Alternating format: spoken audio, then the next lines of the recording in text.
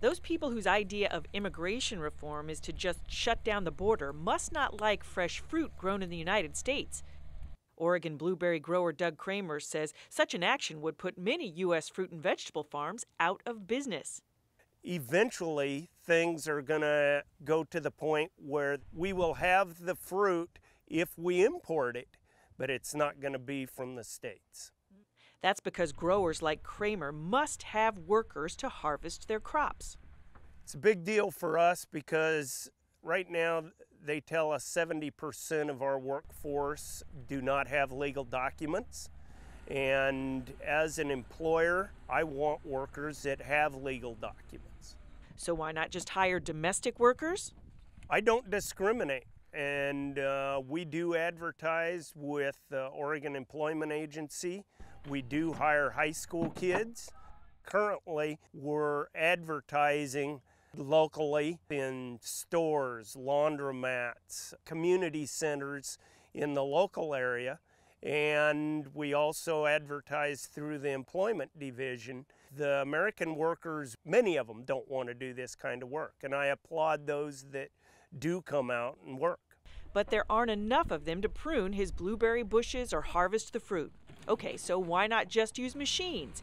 In fact, Kramer does use machines for about half his crop. The machine-picked fruit goes to the freezer, and the hand-picked fruit goes fresh to the grocery stores. The hand-picked fruit goes fresh because it has less bruising and mechanical damage. So if you want machine-harvested berries, then you must want them frozen instead of fresh. But if you want fresh berries and immigration reform too, there is an option. The Senate has passed legislation that would fix many of the problems with the federal guest worker program.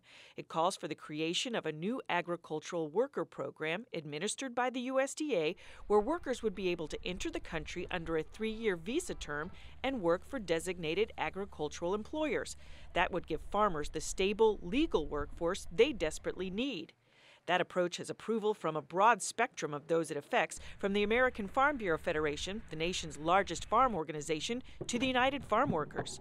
What I really need is a reliable legal source of labor. A legal workforce for agriculture is absolutely necessary, and the sooner we can get it, the better off we're all going to be. Consumers, farmers, everybody right down the line. During the August congressional recess, farmers and ranchers are putting some grassroots heat on lawmakers to get farm labor reform done this year. For the American Farm Bureau Federation, Jonna Miller, Linn County, Oregon.